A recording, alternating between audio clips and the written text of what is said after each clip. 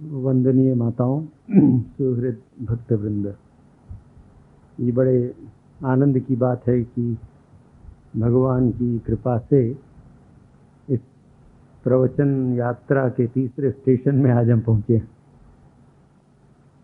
और इसका प्रारंभ मैं कुछ उन प्रश्नों के उत्तर से करूं जो कल के स्टेशन में मुझे मिले थे। स्वामी विवेकानंद की चर्चा करते हुए एक बात आपके सामने रखी गई थी।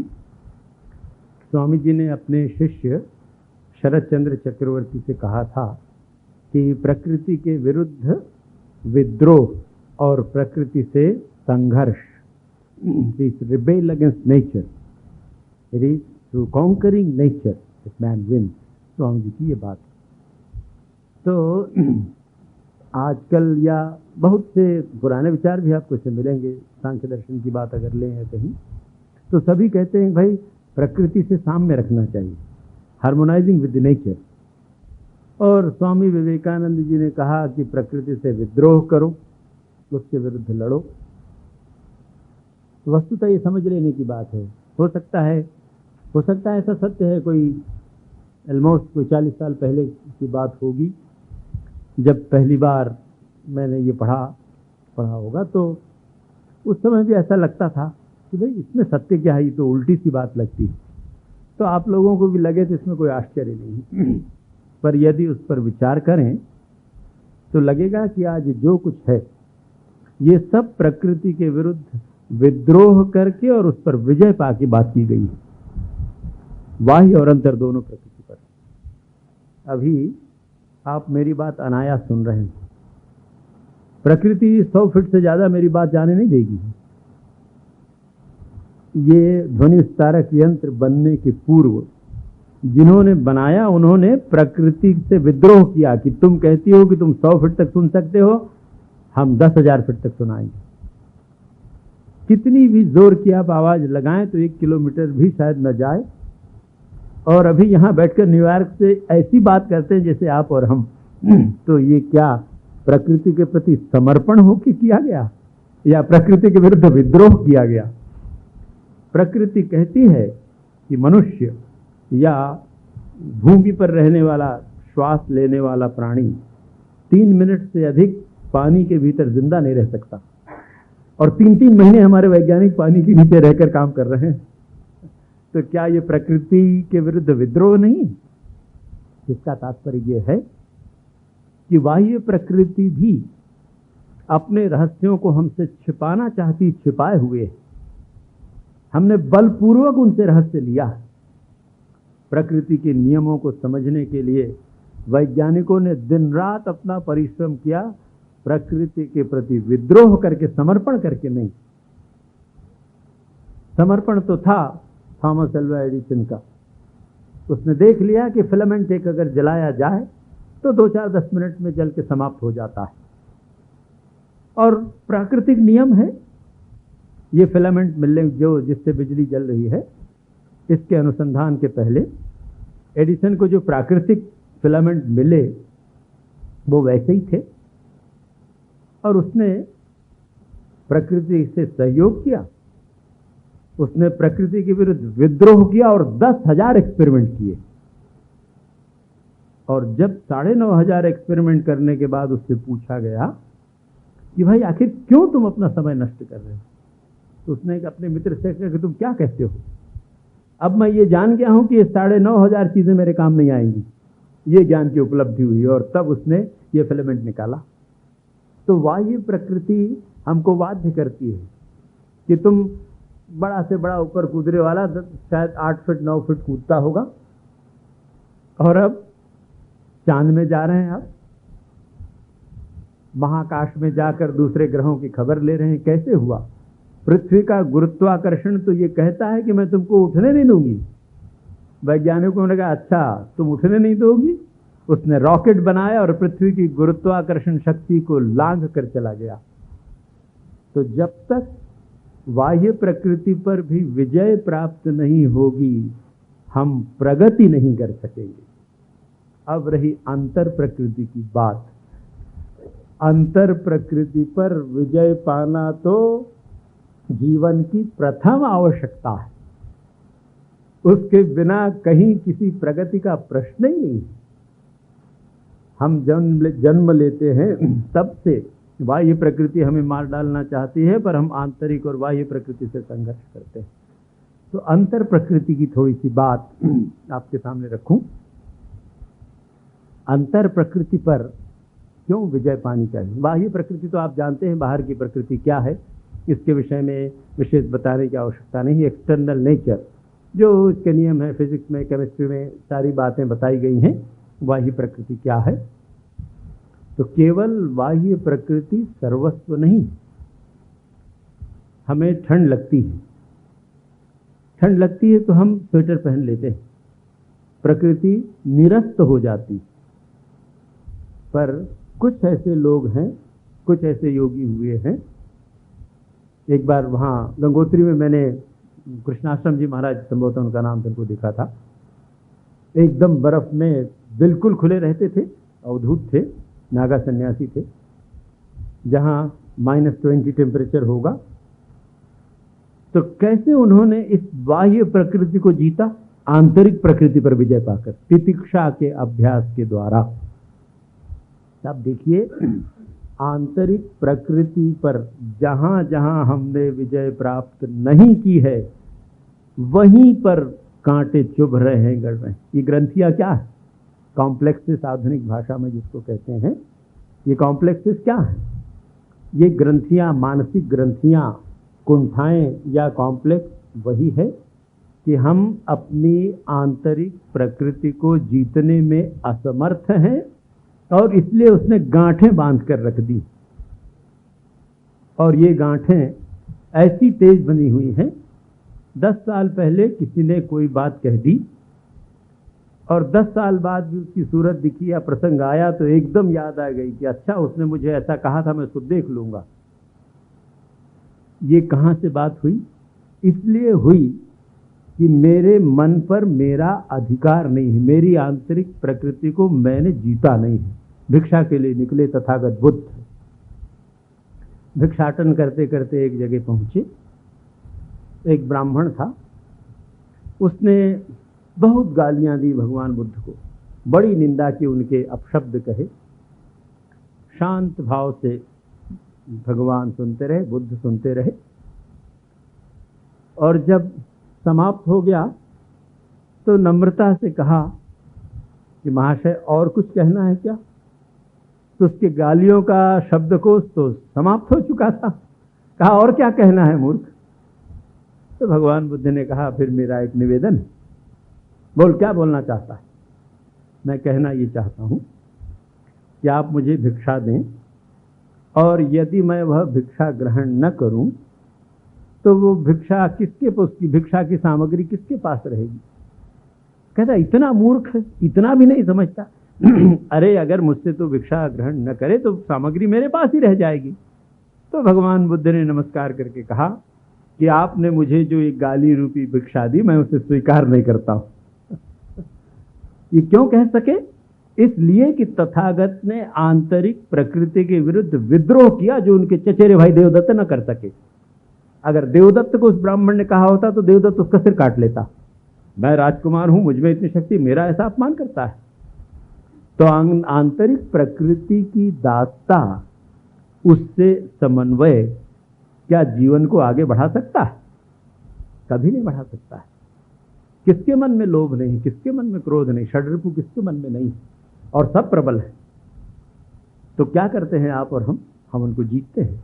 तो स्वामी जी ने जब ये बात कही तो उसका तात्पर्य ये है कि वस्तुतः वर्तमान में जो हमारी अवस्था है, वैसे सिद्धांत और दर्शन की आपके पास एक बात रखूं, दर्शन की अगर बात आपके सामने रखूं तो सबसे सहज अपनी प्राकृतिक अवस्था में निर्भर रहना या अवस्थित हो जाना, उसमें प्रतिष्ठित हो जाना ही सचमुच जीवन की सफलता या जीवन यात्रा का अंत है। प्रकृति से पूर्ण सहयोग अगर हम उसको कह सकें, प्रकृति से पूर्ण साम्य अवस्था अगर कही जा सके, तो वो है एकदम साम्य अवस्था, साम्य अवस्थिति। अंग्रेजी में उसको होमोजीनियस एग्जिस्टेंस कहते हैं। तो ये जो होमोजीनियस एग्जिस्टेंस है, ये एकदम साम्य अवस्था है, ये प्रकृति की अवस्था है। तो उस प्रकृति से साम्य कर रहा तो ठीक है, पर उस प्रकृति से जब हम साम्य करेंगे तो क्या होगा, कैसी स्थिति है? इहैव तैः जितः सर्गो येषां साम्ये स्थितं मनः निर्दोषं हि समं ब्रह्म तस्मात् ते ब्रह्मणि स्थिताः। ये गीता, ये प्रश्न के उत्तर का प्रसंग है, इसलिए विवश होकर गीता के का श्लोक आपके सामने मैं रख रहा हूँ। बात वैसे यात्रा में नहीं थी ये, पर अब आप देखिए इसमें भगवान कृष्ण ने क्या कहा। सर्ग माने प्रकृति, इहैव तैः जितः सर्गो, जो कुछ भी सृजन किया गया है, क्रिएशन है, जो निर्माण हुआ है, बाह्य और अंतर दोनों, उसको प्रकृति ने बनाया हो, भगवान ने बनाया हो, ब्रह्मा ने बनाया हो, जो भी सृजन किया गया है वो सर्ग है। तो इहैव तैः जितः सर्गो, उस व्यक्ति ने यहाँ हियर एंड नाउ इसी स्थान पर उस प्रकृति को जीत लिया है। जो बाहर और अंतर दोनों जगह, अंतर प्रकृति की भी रचना हुई है, बाहर प्रकृति की भी रचना हुई है। तो जो सृष्ट है, जो बनाया गया है, उसको उसने जीत लिया। कैसे व्यक्ति ने जीत लिया है? जिसका मन बिल्कुल समान अवस्था में है। दुखेषु अनुद्विग्न मनाः सुखेषु विगत स्प्रियः सिद्ध्य सिद्ध्यो समो कृत्वा लाभा लाभौ जया जयो शीतोष्ण सम सुख दुखेषु। ऐसी कितनी बातें आपके सामने रखी जा सकती हैं जो ये कहती हैं कि प्रकृति को जीत कर ही व्यक्ति अवस्था प्राप्त कर सकता है। तो इहैव तैः जितः सर्गो, एषां साम्ये स्थितं मनः, मन आंतरिक प्रकृति है, मन बाह्य प्रकृति नहीं है, बाहर आप नहीं देख सकते उसको, उसकी सारी प्रक्रिया भीतर होती है। यद्यपि उसका प्रभाव और बहुत तीव्र प्रभाव बाहर होता है, तो एक दूसरा प्रसंग है, पर बात यह है मन माने आंतरिक प्रकृति है। तो ये जो अंतर की प्रकृति है, इस अंतर की प्रकृति के सामान्य अवस्था में हम दास हैं। उसने हमको दास बना के रखा है। जिह्वा लालायित रहती है, रास्ते से जा रहे हैं, देखा बहुत अच्छा वो फुचका बिकता है, अमुक कोई खाने की चीज़ बिक रही, घर से भोजन करके आए। जानते हैं शहर में कॉलरा है, कटे हुए फल खाने से शायद तकलीफ हो, कॉलरा हो सकता है, पर इतना लाड़ दे के रखा है इस जिह्वा को कि तुरंत उसने खा लिया। तो ये प्रकृति की दासता है या प्रकृति की विजय है? तो हम प्रकृति के दास हैं। तो विजयी कौन है? विजयी वो है जिसकी बुद्धि ने कह दिया कि नहीं, शरीर की आवश्यकता है भोजन, जिह्वा का लोभ नहीं, भोजन पेट के लिए करो, जिह्वा के लिए नहीं। तो प्रकृति का दास ऐसा कर सकता? नहीं कर सकता। जिसने प्रकृति पर विजय प्राप्त की है वही व्यक्ति ऐसा कर सकता है। और ये एक दिन में संभव नहीं, 2 दिन में संभव नहीं, ये जन्मांतरों की बात है। इसलिए निरंतर प्रकृति के विरुद्ध हमको संघर्ष करना पड़ेगा, अंतर और बाह्य दोनों। जिस दिन हम प्रकृति के ऊपर उठ जाएंगे, प्रकृति के स्वामी हो जाएंगे, सांख्य दर्शन की भाषा में जब पुरुष प्रकृति से अपनी भिन्नता का अनुभव करने लगेगा, आज प्रकृति से वो अपने आप को जोड़ लिया है उसने, इसलिए सब तरह का कष्ट पाता है। और जब प्रकृति से अलग हो जाएगा, विचार के द्वारा, साधना के द्वारा, अनुभव के द्वारा, और जब वो देखने लगेगा कि अरे प्रकृति तो जड़ है, मुझसे बिल्कुल भिन्न है, मैं उससे अलग हूं, मैं उसका स्वामी हूं, तभी जीवन की सफलता है। एक दूसरा प्रश्न सुशीला बहन ने पूछा था, तो उनका प्रश्न ये था, या है कहूँ आज, कहा कि स्वामी जी क्या बात है कि हम लोग जो करना चाहते हैं उसमें मैं भी शामिल हूँ, आप भी शामिल हैं, तो इच्छा तो होती है पर फिर हम कर नहीं पाते हैं, 1-2 दिन की और छूट जाता है, मन हमारा कमजोर हो जाता है, दृढ़ इच्छा शक्ति नहीं होती और अध्यवसाय रह नहीं पाता है। तो ऐसा क्यों होता है? ये एक उन्होंने प्रश्न किया था। आपको इतिहास की कुछ घटनाओं से इसके उत्तर बताऊं तो वो बात समझ जाएगी, और फिर वो हमारी यात्रा का एक चैप्टर है, एक प्रसंग है। कल या परसों सुकरात की बात आपसे कह रहा था। सुकरात को, सोक्रेटिस को जब मृत्युदंड दिया गया, और इसलिए मृत्युदंड दिया गया कि वो युवकों को गुमराह करता है और देवताओं में विश्वास नहीं करता, तो दोनों बात असत्य सिद्ध हो गई। असत्य सिद्ध होने के बाद भी उस युग के नियम के अनुसार बहुमत लेकर उसको मृत्युदंड दिया गया, और मृत्युदंड की व्यवस्था ये हुई कि उनको विषपान कराया जाएगा, एक प्रकार का विष उनको दिया जाएगा और वो विष पी ले। और आपसे ये भी कहा था कि 1 महीना उसके लिए लग गया, जो कि सामान्यतः होता नहीं था। तो जिस दिन उन्हें विष पीना था, उस दिन, उसके 2 दिन पहले से, पर उस दिन अधिक सुबह से उनके घर के लोग, उनकी पत्नी, उनका बच्चा एक छोटा, उसको गोद में लेकर आई, और भी दूसरी स्त्रियां आई, और जो सुकरात के, सोक्रेटिस के भक्त थे, वो सब लोग जेल में उनसे मिलने के लिए आए और बड़े दुखी हुए। स्वाभाविक बात है, रोने लगे। हमें अगर पता लगे कि कोई, जो व्यक्ति आपसे बातचीत कर रहा है, और पता लगे कि अभी ये 12 घंटे बाद मरने वाला है और स्वेच्छा से मरने वाला है, इसको फांसी की सजा हुई, तो क्या आपकी मनस्थिति हुई? तो बहुत से लोग रोने लगे, दुख व्यक्त करने लगे। पर उसके पहले की एक बात आपको बताऊं, उनका एक बड़ा मित्र था, बहुत निकट का मित्र था, संपन्न भी था।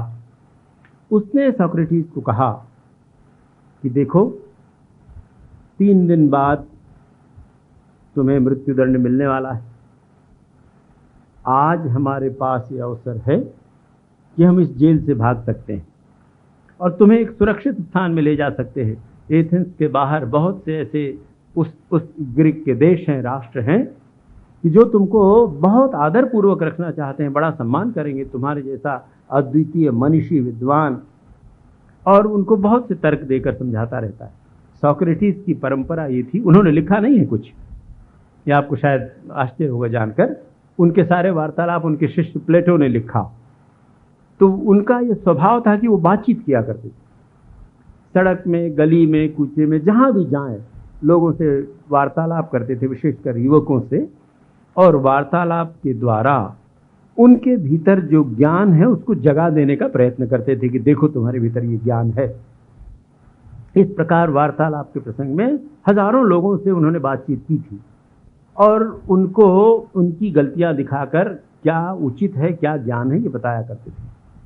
तो उन्होंने अपने इस मित्र को, जो तैयार होकर आया था कि चलो तुम्हें जेल से भगा कर ले चलता हूं, तुम सुरक्षित रहोगे, अपने तर्कों के द्वारा ये समझा दिया कि तुम्हारा प्रस्ताव बिल्कुल गलत है, ये राष्ट्र के प्रति द्रोह होगा, कानून का अपमान होगा, मैंने जीवन भर जो चर्या दी है, जो दर्शन मैंने सिखाया, उसके भी विरुद्ध होगा, इसलिए मैं भागूंगा नहीं। और स्वेच्छा से मृत्यु का वर्ण करने को तैयार हो गए। और जिस दिन की ये घटना, लोग आए, सुबह से रो रहे थे, बातचीत कर रहे थे उनसे, तो उन्होंने वही बातचीत प्रारंभ की, वही तर्क, वही दर्शन। कह रहे तुम रो क्यों रहे हो? क्या सुकरात मरने वाला है? पहले दिन आपसे निवेदन किया था कि शब्दों के व्यवहार में अत्यंत सावधान रहना चाहिए, तो श्रृंखला, विचार की श्रृंखला ठीक चलती है। यदि शब्द भ्रमित हो तो विचार भी भ्रमित हो जाएंगे। तो कह रहे थे कि हमें तो सुकरात को, इसको, सोक्रेटिस को दफनाना पड़ेगा। सोक्रेटिस ने कहा कि 40 वर्ष, 50 वर्ष तक मेरे साथ संग करके, मेरी बातें सुनकर, यही मूर्खतापूर्ण बात तुम्हें समझ में आई? अरे तुम तो दफनाओगे सुकरात के शरीर को, सुकरात को कैसे दबा सकते हो? सोक्रेटिस को कैसे दफना सकते हो? वो तो अमर है। ये जो उनके मन में ये दृढ़ धारणा आई, कैसे आई?